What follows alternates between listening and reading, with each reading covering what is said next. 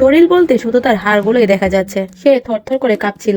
গাছে থাকা bullet ant গুলার দিকে তাকালো। তার চোখে ছিল চরম হতাশা, কিন্তু পর মুহূর্তে সে গাছের ডালটা জোরে ঝাঁকি দিল, আর সেই ভয়ঙ্কর পিঁপড়েগুলো বৃষ্টির মতো তার পিঠে এসে পড়লো। প্রতিটা কামড়ে সে যন্ত্রণায় কুকড়ে উঠলো। তবে এই যন্ত্রণাই ছিল তার জীবনে শেষ আশা। এরপরই সে পাখির দুটি ডিম দেখতে পেল। সপ্তাহখানিক ধরে ক্ষুধার্ত লোকটি দেরি না করে সেগুলো ভেঙে ফেললো, কিন্তু ভিতরে ছিল আজ জন্মানো ছানা। প্রচন্ড ক্ষুধার কাছে হার মেনে চোখ বন্ধ করে সেগুলোই খেয়ে ফেললো। প্রথমে ঘৃণা লাগলেও পরে সেই স্বাদই তাকে বেঁচে থাকার শক্তি দিতে শুরু করলো। একটু শক্তি পেতেই সে জঙ্গলের পথে বেরিয়ে পড়লো। সাহায্যের জন্য চিৎকার করতে লাগলো, কিন্তু চারিদিক ছিল নিঝুম, নিস্তব্ধ।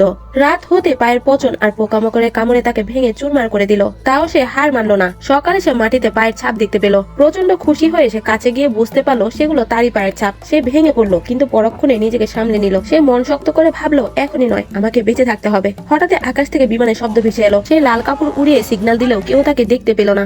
আশা যেন আবারও শেষ হয়ে গেল। সে ক্লান্ত বিধ্বস্ত অবস্থায় ঝোপের মাঝে এক মহিলাকে দেখতে পেল। তাকে পেয়ে সে প্রচন্ড খুশি হয়ে গেল। দুজনে একসাথে হাঁটতে লাগলো, কিন্তু সকালে তার ঘুম ভাঙতে সে দেখলো তার পাশে কেউই নেই। সবটাই ছিল তার কল্পনা। সে হেসে উঠলো, এমনকি কাঁদতেও পারলো না। বেঁচে থাকার ইচ্ছা তখন শেষ হয়ে গেছে। কিন্তু সে যখন চোরাবালিতে ডুবতে শুরু করলো, তখন সে বুঝতে পারলো এটা তার কল্পনা নয়।